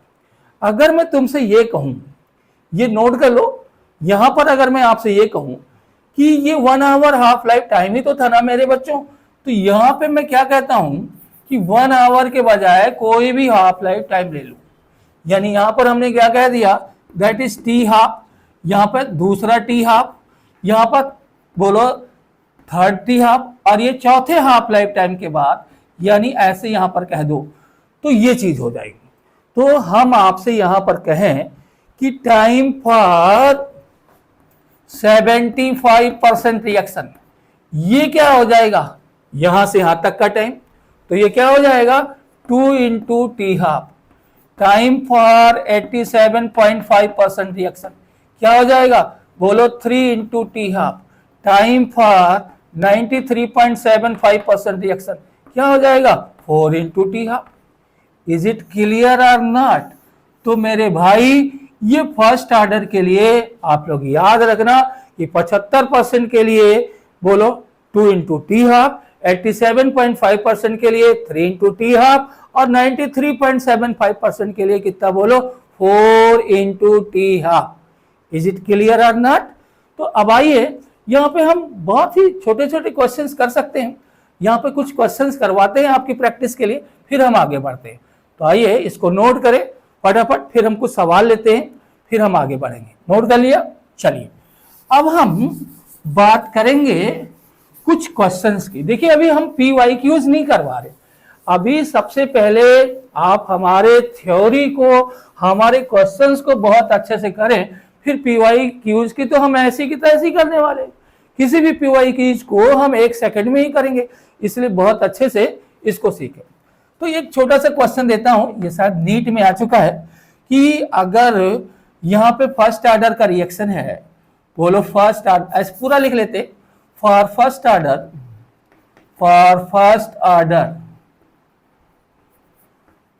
Order reaction time for third fourth reaction is 32 minutes, then the time for 50% reaction. अब देखिए क्वेश्चन की लैंग्वेज को समझना है। थर्ड फोर्थ रिएक्शन का मतलब क्या हुआ? 50% रिएक्शन का मतलब क्या हुआ? भाई थर्ड फोर्थ रिएक्शन का मतलब 75% रिएक्शन कंप्लीट होने में कितना टाइम लगेगा? Is it clear? बात समझ में आ रहा है? बोलो ये आपका 32 मिनट दिया हुआ है और आपसे कह रहा है 50%। 50% का मतलब क्या हुआ? बोलो आपका हाफ लाइफ टाइम पूछ रहा है। तो फर्स्ट ऑर्डर के लिए मैंने क्या बताया था? अभी जस्ट फार्मूला देखा है आपने, T 75% is equal to 2 into क्या बोलो T, बोलो 50%। यहाँ पर ये आप हाफ लिख लो, बोलो तो यही हाफ निकालना ही है, बोलो तो T half is equal to यहाँ पर कितना हो जाएगा ये 32/2 यानी क्या बोलो 16 मिनट। आप यकीन मानो कि अगर आप इस सवाल को अपने बेसिक फार्मूले से करो तो आप हो सकता है कर ही ना पाओ, या आपका इतना ज्यादा समय लग जाए कि आपके 2-4 सवाल और छूट सकते। तो अगर मेरी इन छोटी छोटी बातों को करोगे ना तो आपको बहुत फायदा होगा। बात समझ में आ रहा है कि नहीं आ रहा? तो मैं बार बार आप लोगों से कह रहा हूं कि नीट के एग्जामिनेशन में हमें ये जरूरी नहीं कि हम किसी तरीके से क्वेश्चन सॉल्व, आप में से बहुत सारे लोग तो इसीलिए खुश हो जाते कि हमें तो यार आता है हम क्वेश्चन सॉल्व कर लेते। मेरे बच्चों, अगर आप क्वेश्चन सॉल्व कर ले रहे हैं लेकिन समय से सॉल्व नहीं कर पा रहे हैं, एक्यूरेसी के साथ नहीं कर पा रहे हैं, तो हमें नहीं लगता है कि नीट का एग्जामिनेशन आपसे निकल पाएगा। तो नीट के एग्जामिनेशन में सबसे इंपॉर्टेंट चीज क्या है? टाइम और एक्यूरेसी, और वही चीज हम आपको बताने की कोशिश कर रहे हैं। अगर आप यहाँ पे बहुत ध्यान से हमको सुनोगे, एक एक चीजें हमसे आप लोग क्लियर करके चलोगे, तो कोई क्वेश्चंस आपसे छूटने वाला नहीं है। और अभी आप जब PYQ आएंगे तो आपको पता लग जाएगा। हालांकि ये भी नीट का ही क्वेश्चन है, बट ये पुराना सवाल है, बोलो यहाँ पर अभी हमने इसको आपको करा दिया। तो अब आपका दूसरा सवाल, अब आप ये कह सकते हो कि सर ये फर्स्ट ऑर्डर के लिए तो आपने 75% के लिए टाइम बता दिया, 87.5% के लिए बता दिया, 93.75% के लिए बता दिया, क्या फर्स्ट ऑर्डर के केस में और नहीं सवाल बन सकते हैं क्या? बिल्कुल बन सकते। और उनको फिर हम कैसे करेंगे? आइए यहां पे हम लोग कुछ और क्वेश्चन कर लेते हैं। यहां पर फर्स्ट ऑर्डर के लिए कुछ हम और क्वेश्चन कर लेते हैं। बहुत ध्यान से देखिए, यहां पर हम क्वेश्चन आपको दे रहे हैं, बहुत अच्छे से करिए। ये क्वेश्चन है, यहां पर अगर आपसे कहा जाए दी हाफ लाइफ टाइम, या आपसे ऐसे कहा जाए फॉर फर्स्ट ऑर्डर रिएक्शन, ऐसे देखो फॉर, ये देखो first order reaction, first order reaction the half life time is 20 minute, ये दे दिया मैंने। Then calculate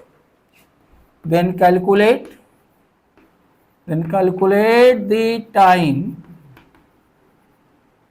for 99.9% reaction. ये क्वेश्चन हो गया, ये निकालना। अब आप कहोगे सर कैसे करें? तो मैं आपको बताऊं कि आपको मैंने एक फॉर्मूला बताया था, अगर आपको याद हो, डायरेक्ट हाफ लाइफ टाइम के टर्म में T is equal to T half by log of 2 and log of A by A minus x. याद आ रहा है? ये भी डायरेक्ट वैल्यू रख दो। मुझे क्या निकालना है? T 99.9, T हाफ की जगह क्या रखोगे? बोलो ये 20 मिनट रख दिया। यहां पर क्या रखोगे? Log of 2। यहां पर क्या होगा भैया? 100, क्योंकि यहां पर परसेंटेज वाला केस आ रहा है तो इनिशियल हमेशा 100 ही लोगे, दैट इज 100 माइनस 99.9। इसे और आप सॉल्व कर लो। यहां पर ये 20 हो गया और log 2 की वैल्यू 0.3010 होती है, तो हमने 0.3 कर दिया लगभग, और यहां पर ये क्या?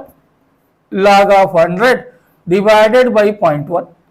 अब ये जो 0.1 है ना, यहाँ पे ये 0 हो गया, यानी log 1000, तो ये 200 बाई 0.3, और ये 1000 कितना हो गया? 3, यानी यहां पर ये जाएगा 10, सॉरी ये 20 था, तो यहां पर क्या हो जाएगा? बोलो 20 इंटू 10, यानी कितना हो जाएगा? 200 मिनट। इज इट क्लियर और नॉट?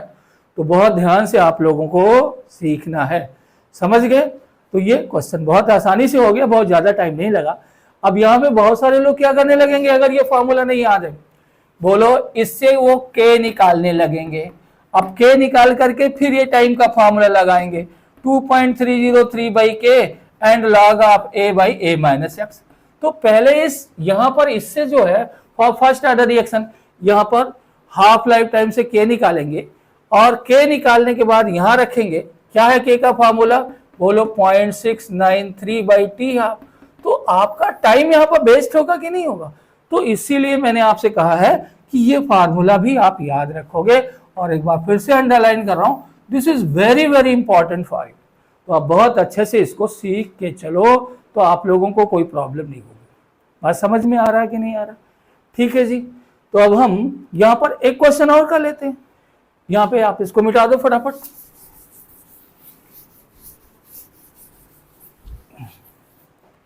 अब अगर मैं आपसे कहूं कि ये क्वेश्चन अगर देख लें, ये question for first order reaction, for first order reaction, for first order reaction क्या होगा? T99.9 by T50%। नियरली, ये नियरली आपका जेई का भी क्वेश्चन है, जेई का सवाल है। आपको हो सकता है लैंग्वेज में आपको पीवाई क्यूज में मिल भी जाए। T99.9 यहां पर क्या रेशियो होगा? तो मुझे नहीं लगता है कि इसमें बहुत ज्यादा टाइम लगाना पड़ेगा आपको। जस्ट अभी मैंने सवाल करवाया फर्स्ट ऑर्डर के लिए। यहां पर ये कितना था? हाफ लाइफ टाइम 20 और ये कितना था? बोलो यहाँ पे 200। तो अगर अभी आप ताजा ताजा देखें तो 200/20 यानी लगभग कितना आ जाएगा? बोलो 10 आ जाएगा। आप तुरंत कर लोगे। लेकिन मान लो कि आपने ये सवाल नहीं किया हुआ है, बोलो ये आपको नहीं याद है और हम आपको इतना याद करने को कहेंगे भी नहीं, तो आपके पास फार्मूला तो है ना भाई। क्या है टाइम का फार्मूला? 2.303 बाई के log of a by a minus x. ये तो पता है कि नहीं पता है? बोलो यस या नो। यहां पर क्या होगा? T99.9 is equal to 2.303 by k, और यहां पर आप देखो ये 100 हो गया और ये कितना हो जाएगा? बोलो 100 माइनस 99.9 हो गया। बोलो यहां पर आप इसको और एक बार लिख लो, that is T99.9 2.303 by k and log of क्या? बोलो 1000। सिंप्लीफाई हो जाएगा कि नहीं?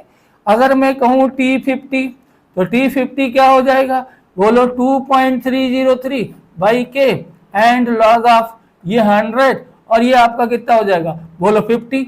यानी यहां पर आपका क्या हो जाएगा? Log of 2। ये हमने शॉर्ट में कर दिया। ये फर्स्ट हो गया, ये सेकंड हो गया। आप इसको डिवाइड कर दोगे यहां से ऐसे, ये ऐसे ऐसे डिवाइड हो जाएगा। ऊपर क्या आया? बोलो ये 3 आएगा, ये नीचे क्या आया? 0.3 आएगा। ये लगभग 10 हो जाएगा। तो ये क्वेश्चन आपको मिल भी सकता है। जब मैं पीवाई कीज करवाऊंगा तो इस तरीके का सवाल हो सकता है। तो आप बहुत ध्यान से चीजों को समझ करके चलेंगे तभी हो पाएगा। अब मैं ना कुछ क्वेश्चंस और आपको फर्स्ट ऑर्डर का करवाता हूं। थोड़ा सा हम आगे की तरफ चलते हैं, इसको नोट कर लो, फिर हम एक आध सवाल और करवाते हैं। यहां पर फर्स्ट ऑर्डर के लिए और कैसा क्वेश्चन हो सकता? यहां पे आप देखो जरा भी, यहां आपसे कहा जा रहा है, एक क्वेश्चन लिखें, the time for 60% reaction for first order was found to be 2 minute. कितना बोलो? 2 minute. Then calculate the time for 80% reaction. ये हमारा क्वेश्चन। अब यहां पर क्या होगा? फॉर्मूला आप ये लगाएंगे 2.303 बाई के log of a by a minus x. ये फॉर्मूला होगा। अब कुछ लोग यहां पर कैसे काम करेंगे वो मैं आपको बता दूं। यहां पर टी की जगह कितना रखेंगे, 2 मिनट, यहां पर 100, यहां 60, फिर के सॉल्व करके दोबारा इसमें रखेंगे फिर आएगा। तो मैं के सॉल्व करने को नहीं कह रहा हूं, के नहीं निकालना, कैसे सॉल्व करना है ताकि जल्दी कैलकुलेशन आपका हो जाए। आइए हम लोग इसको देख लेते हैं सोल्यूशन। ये तो फार्मूला जान ही रहे हो क्या होगा। अब मैं बच्चों यहां पर के की बजाय डायरेक्ट इसका कैलकुलेशन करूंगा। हमने आपको बताया था ना, इसका कैलकुलेशन करने से ज्यादा फायदा होगा। तो यहां हम लोग देख लेंगे क्या होगा, ये 2 हो जाएगा, ये 2.303 बाई के है, और यहां पर आ जाएगा ये है 100, और ये क्या होगा 100 माइनस 60, यानी यहां पर अगर मैं बात करूं तो 2 is equal to 2.303 by k and log of 10/4। Is it clear और नॉट? इसको ऐसे रहने दो। इज इट क्लियर और नॉट? अब मैं दूसरा देखूंगा, यहां पर मैं टाइम निकालता हूं, ये आपका 80% के लिए यही हमें पूछ रहा है। तो T80 क्या होगा, this T80 is 2.303 by k and log of ये 100, और यहां पर 100 माइनस 80, यानी यहां आप देखें क्या कह देंगे कि इस 2.303 बाई के की जगह ये क्या कर दूं, यहां पर 2 बाई लॉग ऑफ 10/4, यानी हमने यहां क्या लिख दिया 2 बाई लॉग ऑफ 10/4। ओके, यहां पे 10/4 कर दिया, और यहां पर हमारे पास क्या आया, that is log of 100 divided by 20, यानी 10/2। तो अगर मैं इसको सॉल्व करूं, बहुत ध्यान से देखिएगा, तो 2 लॉग ऑफ 10/2, और यहां पर क्या होगा लॉग ऑफ 10/4। ठीक है जी, इसको मैं इधर ले आता हूं, यहां पर हम इसको मिटा देते हैं, आप इसको नोट कर लो, फिर हम आगे बढ़ते हैं। इसको मैं इधर कैलकुलेट कर दूंगा। यहां पर कैसे हो सकता है ये देखते हैं, यहां पर ये 2 हो गया, और ये हो गया log of 10 minus log of 2। Okay, और यहां पर क्या हुआ log of 10 minus log of 4, यही तो हुआ ना, log ऑफ 10/4, log ऑफ 10/2, हाँ ये log ऑफ 10/4 था, तो log of 10 minus log of 4 ये आपको आता है। अब जरा इसको और देखो क्या होगा, वैल्यू पुट कर दो, इसकी वैल्यू तो आप जानते हो ये 1 होता है, और log 2 की वैल्यू कितनी होती है 0.3 होती है।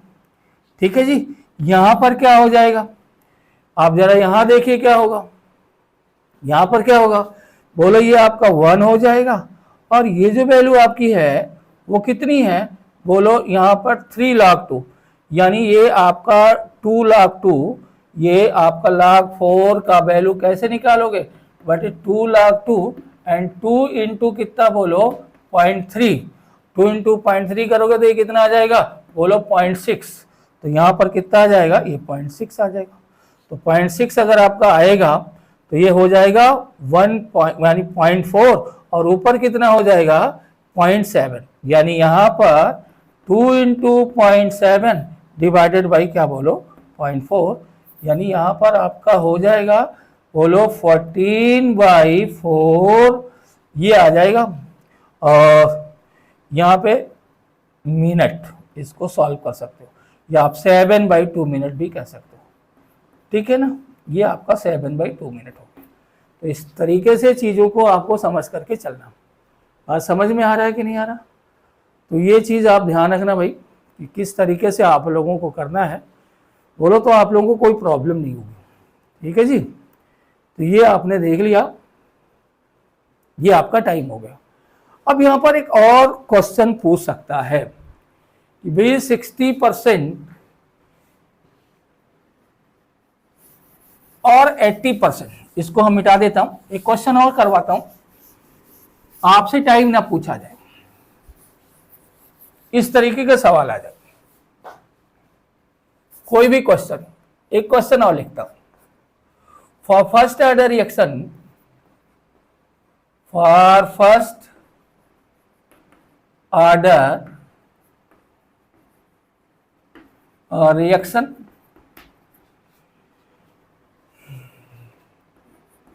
Time for 40 and 80%, 40% and 80% reaction was found to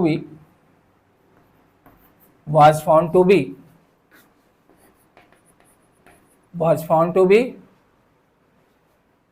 यहाँ पर 8 and 10 मिनट, आप सेकेंड भी लिख सकते हो, 8 and क्या बोलो 10 minute. Then calculate the rate constant for the reaction,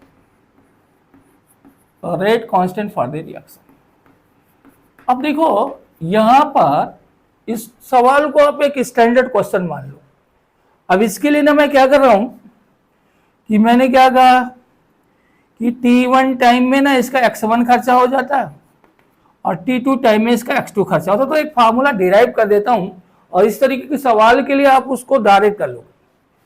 यहां पर मैं क्या कहता हूं कि t1 क्या हो जाएगा, रेट कांस्टेंट तो फिक्स ही रहेगा 2.303 बाई के log of a by a minus x1, and t2 क्या होगा 2.303 by k and log of a by a minus x2। यहां पर ये हमने पहला और दूसरा। अब मैं क्या करूं कि सेकंड माइनस फर्स्ट करूं, और सेकंड माइनस फर्स्ट करूंगा तो आपको बेसिक सब्सट्रैक्शन आ ही रहा है। यहां पर 2.303 बाई के कॉमन हो जाएगा, हम शॉर्ट में ही लिख देते हैं। अच्छा, ये log a by log a minus log, तो ये देखिए यहां पर log a से कैंसिल हो जाएगा, ये t2 है ये माइनस के साथ जाएगा। तो इसको जब सिंप्लीफाई करोगे ना तो यहां पर क्या होगा log of a minus x1 और यहां पर a माइनस x2। हमने थोड़ा जल्दी किया है, आप इसको यहां पे डिराइव कर लेना घर में जाकर। बोलो आप पहले इसको समझ लो, सारा रूल मैंने बताया तो आपको इस तरीके से इक्वेशन मिलेगा। याद रखना यहाँ पे t2 माइनस t1 है और यहाँ पर ऊपर क्या है x1 बाई x2। तो इस तरीके से फार्मूले को याद रखना, अगर फार्मूला याद है तो बहुत आसानी से हो जाएगा। तो बहुत ही आसान है भाई, क्या करना है यहां पर t2 माइनस t1 सोल्यूशन कर लेता हूं इस सवाल का। तो t2 कितना है बोलो 10 और t1 ये 8, तो आप लिख लो पूरा 10 minus 8 is equal to 2.303 by k and this is your log a कितना होगा 100 और ये x1 यानी 40 है, यानी ये 40 हो जाएगा मेरे बच्चों। और यहां पर क्या होगा ये 100 माइनस कितना हो जाएगा ये बोलो, यहां पर 80% है, 40 और 80 की बात कर रहा हूं। तो ये 40 हो गया और ये क्या हो गया बोलो 80 हो गया। अब यहां पर ये 2 हो गया, दिस इज और कितना बोलो 2.303 बाई के, और यहां पर आपका हो जाएगा log of 60 divided log of 20, और log of 60 divided by log of 20 यानी log 3। यानी यहां आप देखेंगे तो कितना हो जाएगा, बहुत ध्यान से देखेंगे, यानी ये आपका हो जाएगा 2 is equal to 2.303 by k and this your log of 3।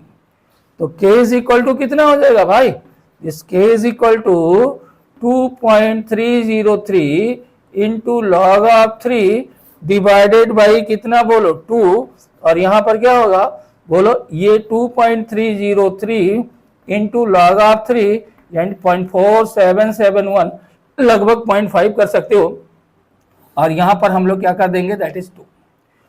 बात समझ में आ रहा है कि नहीं आ रहा? तो आप अगर मोटा मोटा कैलकुलेशन करेंगे तो मोटा मोटा जो कैलकुलेशन आएगा वो किस तरीके का होगा, ये है लगभग 2 और ये 2 है, बोलो इसको 0.5 मान लो। तो मोटा मोटा जो कैलकुलेशन आएगा वो यहाँ पर आएगा 0.5 पर मिनट के करीब, जो मुझे लगता है। अब जो ऑप्शन हो लगा दो, तो आप लोग इस तरीके से ध्यान से देख लें कि किस तरीके का क्वेश्चन हो सकता है फर्स्ट ऑर्डर के लिए। ठीक है जी। अब हम थोड़ा सा यहाँ पर और आपको बताना चाहते हैं फर्स्ट ऑर्डर के सवालों के बारे में जो बन सकते हैं आप लोगों से, और उनको भी शॉर्ट में हम लोग को करना है, और वो भी इसी पॉइंट पर बेस्ड है। कौन सी point? The half life time for first order reaction is always constant and independent from initial concentration of the reactant. तो ये चीज थोड़ा सा ध्यान रखना। और अब हम लोग थोड़ा सा और आगे की तरफ चलते हैं। यहां पर हम आपसे क्या कह रहे हैं, थोड़ा सा समझ के चलते हैं बच्चों। यहां हम आपको एक क्वेश्चन के माध्यम से ही कॉन्सेप्ट देना चाहते हैं। ये क्वेश्चन ही आप ऐसे समझ लो, वही सवाल जो हमने पहले भी कराया था इसको, ए इज इक्वल टू प्रोडक्ट। अब मैंने क्या कहा कि इसका जो इनिशियल कंसंट्रेशन है ना, ये 1 मोल पर लीटर है। ठीक है जी, कितना है? 1 मोल पर लीटर। और इसका हाफ लाइफ टाइम कितना है? बोलो 1 है। हमने 100 अब की नहीं लिया। बोलो क्यों नहीं लिया? अभी आपको समझ में आ जाएगा। तो मैं पूछ रहा हूं कि after time, after 4 hour 80 will be. अब देखो, इसको मैं फार्मूले से नहीं करूंगा, यहां पर मैं उसी तरीके से करना चाह रहा हूं। यहां पे मैं बहुत सारा कॉन्सेप्ट आपको देना चाहता हूं। मैंने क्या कहा कि ये फर्स्ट ऑर्डर की रिएक्शन है और इसका इनिशियल कंसंट्रेशन 1 मोल पर लीटर है और हाफ लाइफ टाइम 1 आवर है। तो 4 आवर के बाद इसका कंसंट्रेशन क्या होगा? यहां पर आइए देख लेते हैं। यहां मैंने कहा ये 1, तो 1 आवर के बाद तुम बताओ जरा ये कितना हो जाएगा? 1/2। ध्यान से समझना भैया। अगले 1 आवर के बाद इसका आधा, यानी 1/2 का आधा कितना होगा? 1/4। अगले 1 आवर के बाद बोलो 1/4 का आधा। ये तो समझ में आ रहा है, बता चुका हूं 1/8। और अगले 1 आवर्स के बाद इसका आधा, दैट इज 1/कितना? बोलो 60। ये बात समझ में आ रहा? थोड़ा सा ध्यान देना। मैं यहां पे आपको क्या बताना चाहूंगा कि ये जो है ऐसे लिखा जा सकता 1/2 का पावर 1। इसको मैं लिख सकता हूं 1/2 का पावर 2। समझाने के लिए बता रहा हूं, ये 1/2 का पावर 3, ऐसे ही 1/2 का पावर 3। तो सवाल तो आपका हो गया कि 4 घंटे के बाद इसका कंसंट्रेशन कितना होगा? 1/16 जो बचेगा। लेकिन यहां पर मैं तुम्हें ना एक कुछ और कॉन्सेप्ट बताना चाह रहा हूं। अगर मैं आपसे कहूं कि कोई फर्स्ट ऑर्डर की रिएक्शन है, इसको मैंने 1 लिया और इसका हाफ लाइफ टाइम 1 आवर हमने ले लिया।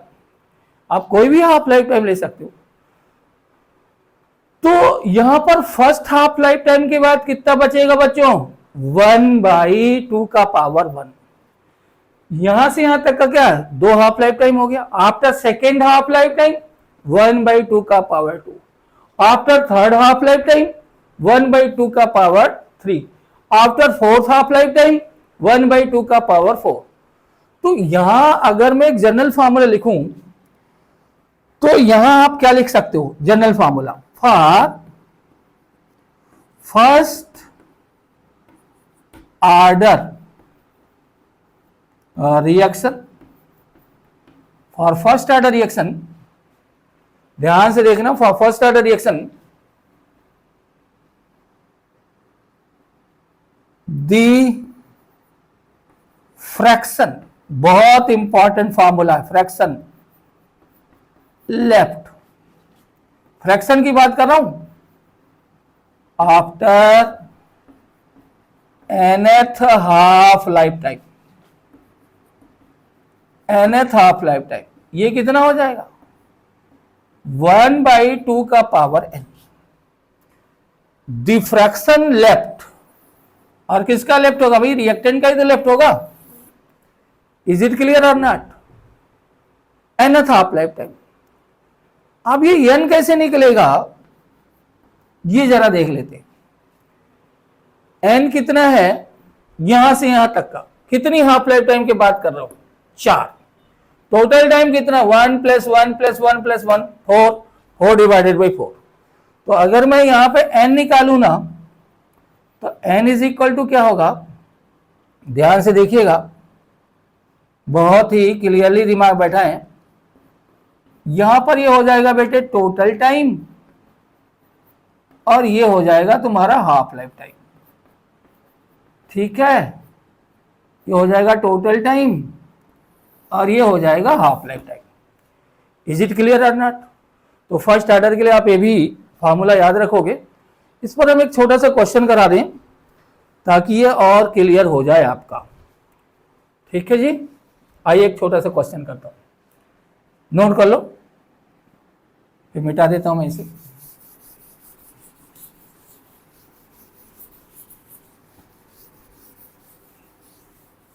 चल,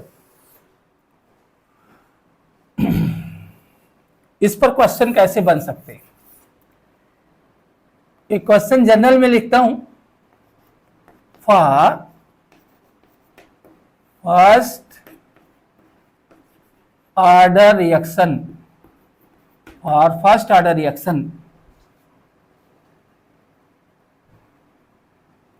T half is equal to 2 hour if the reaction was started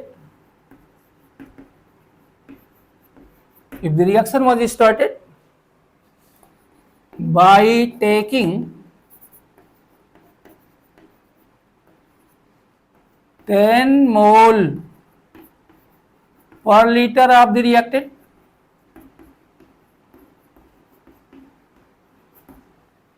यहां पे काम करता हूं मैं, मिनट कर देता हूं, 2 मिनट।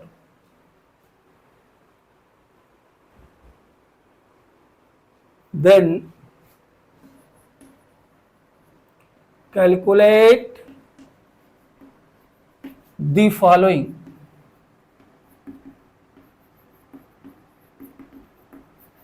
After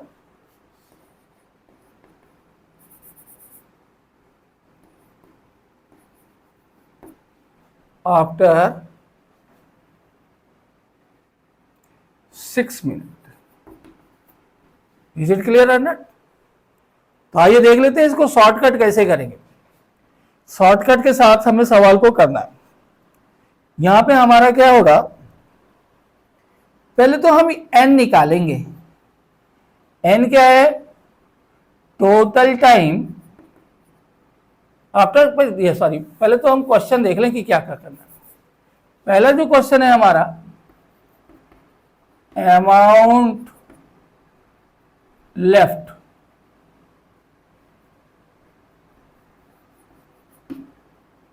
और दूसरा क्या है, अमाउंट रिएक्टेड। और किसका भाई, यहां पर रिएक्टेंट का। तो आइए देखता हूं, पहले तो हम n निकालें, सोल्यूशन करता हूं। n is equal to total time by, note कर लो फटाफट, total time by t half. तो टोटल टाइम कितना है 6 और टी हाफ कितना है 2 यानी 3। तो यहां पे हमारा पहला जो क्वेश्चन है, जो आपका बताया था मैंने, फ्रैक्शन लेफ्ट, फ्रैक्शन लेफ्ट बोलो, after third half life time, third half life time. समझ में आ रहा है? कितना हो जाएगा भाई, 1/2 का पावर 3 यानी कितना बोलो, 1/8। अब अमाउंट लेफ्ट कितना हो जाएगा भाई, अमाउंट लेफ्ट क्या होगा, कितना था यहां पे 10 मोल पर लीटर। तो यहां पर फ्रैक्शन ये हो गया, तो अमाउंट कितना होगा 10 इंटू 1/8 यानी कितना हो जाएगा, ये 8 1 कम 8 हो जाएगा, और 8 दूनी 16 और 8 पंचे 40, ये बचेगा भैया। इज इट क्लियर और नॉट? अब ये इतना अमाउंट बचा तो रिएक्ट कितना कर गया, फटाफट आप देख लो, अमाउंट रिएक्टेड डायरेक्ट कर लो, फ्रैक्शन तो निकालना नहीं, 10 माइनस 1.25, तो यहां पर आपका हो जाएगा 8.75 मोल पर लीटर, इतना रिएक्ट कर जाएगा। बोलो यहां पर 6 मिनट के अंदर। तो मैं उम्मीद करता हूं कि आप लोग ऐसे सवालों को कर लोगे। तो ये बहुत ही इंपॉर्टेंट था, हाफ लाइफ टाइम और टाइम का एक्सप्रेशन। यहां पर आप लोग तो समझ ही गए कि भाई यहां पर कोई भी फर्स्ट ऑर्डर रिएक्शन हो, nth हाफ लाइफ टाइम के बीच भी ये कितना बचेगा, 1 का पावर 2 का पावर n, यानी हाफ लाइफ टाइम जो है ना, यानी ये कभी भी फाइनाइट टाइम में कंप्लीट नहीं हो सकता। ये मैं पहले ही बता चुका हूं ग्राफ के माध्यम से। तो अगर कोई भी फर्स्ट ऑर्डर की रिएक्शन है तो हम उसका जो है ये बोल सकते हैं कि वो कभी भी फाइनाइट टाइम में कंप्लीट नहीं हो सकती। ये बात अलग है कि इंटेंसिटी उसकी थोड़ी बहुत क्या होती जाएगी, कम होती जाएगी। हालांकि ये बहुत ज्यादा इंपॉर्टेंट आपके लिए नहीं है, लेकिन मैं इसको बता देता हूं। तो अब आप क्या कहोगे कि जब कोई फर्स्ट ऑर्डर की रिएक्शन फाइनाइट टाइम में कंप्लीट नहीं होती है तो उसके कंप्लीशन के लिए हम एक एवरेज टाइम की बात करेंगे। और वो क्या होता है उसको बहुत ही शॉर्ट में हम सीखते हैं, और छोटा सा न्यूमेरिकल किस तरीके का आ सकता है वो मैं आपको बताऊंगा। यहां पे आप देख लें, यहां पे हम लोग क्या लिखते हैं, सिंस, एक छोटा सा नोट लिखें, since first order reaction can not be completed in finite time. So for it average time is बोलो कैलकुलेटेड, या एवरेज टाइम इज क्या बोलो, डिफाइंड फॉर कंप्लीशन। यानी इसके कंप्लीशन के लिए एक एवरेज टाइम डिफाइन करते हैं, यानी इसको हम लोग कहते हैं टी एवरेज। तो हाफ लाइफ टाइम तो हमने बताया था कि भाई हाफ लाइफ टाइम क्या होता है, हाफ लाइफ टाइम क्या होता है ये मैंने बताया था। अब ये टाइम एवरेज क्या होगा, यानी average time for first order reaction, ये भी हम आपको सिखा देते हैं। इस पे हम बहुत ज्यादा बात नहीं करते हैं, बस इसकी डेफिनेशन से लिख लें, जहां पे फिर हम डिराइव करके आपको बता देंगे। लिख लो, the time in which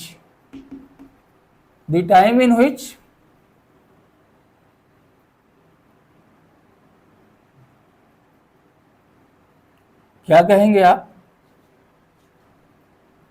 the time in which 1 by E times of the reactant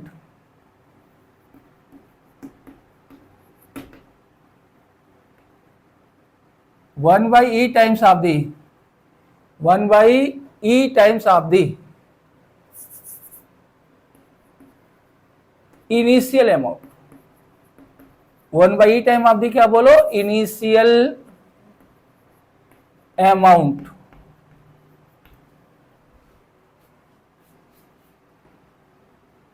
has been left, 1 by E times of the initial amount has been left.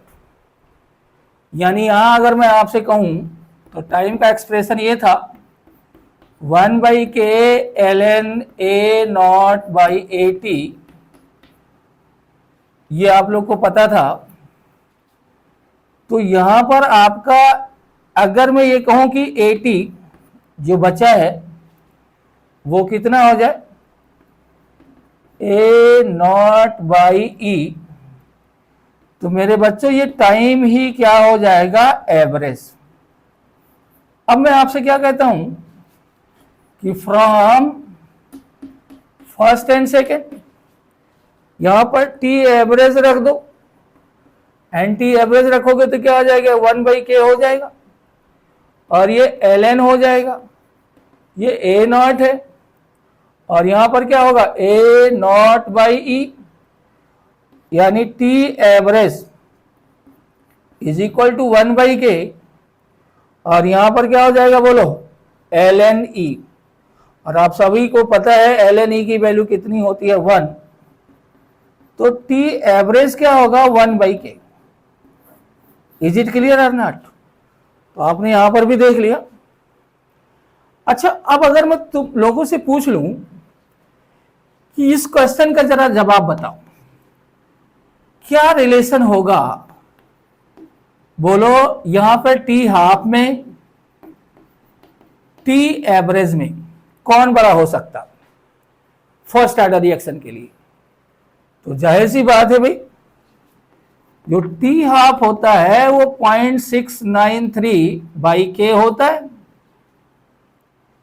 T average जो होगा वो कितना होगा, 1/k होगा। तो अगर इन दोनों में बात की जाए तो आप लोग को पता ही है कौन सा बड़ा हो जाएगा, ये आंसर हो सकता है। कौन सा बड़ा दिखाई दे रहा है भाई, T average is greater than क्या बोलो, टी हाफ। अब थोड़ा सा और क्वेश्चन को अच्छा कर दिया जाए, तो कुछ लोग यहां पे कंफ्यूज हो जाते हैं। क्वेश्चन और कर देता हूं, भाई फर्स्ट ऑर्डर रिएक्शन के लिए T average, T 50% and T 75% का रिलेशन बताओ। तो अगर मैं आपसे ये कहता हूं कि आपका ये देखिए टी एवरेज, ये देखिए जरा ध्यान से, ये चीज टी एवरेज को 1/k मान लो, इसको x मान लो, तो ये टी 50 कितना हो जाएगा, 0.693 इंटू एक्स, और टी 75% कितना होगा, इसका दुगना, यानी 2 इंटू 0.693 इंटू एक्स। तो अगर मैं यहां पे इनमें रिलेशन की बात करूं, थोड़ा समझ लेना है, तो यहां क्या रिलेशन आएगा, सबसे बड़ा होगा टी 75%, फिर क्या होगा बोलो, टी एवरेज, और यहां पे सबसे कम होगा टी 50%। तो इस तरीके से चीजों को आपको समझना है।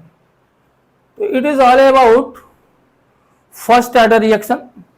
उसकी पूरी थ्योरी हमने बता दी, क्वेश्चन करने का तरीका बता दिया, और अब हम इसके बाद सीखेंगे PYQs, जेई के और नीट के पिछले 10-10 सालों के, यानी 10-10 क्वेश्चन हम जेई के करेंगे और 10 क्वेश्चन नीट के।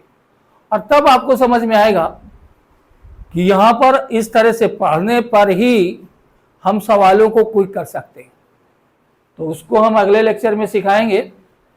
तब तक के आप इसको बहुत अच्छे से क्लियर कर लो बच्चों।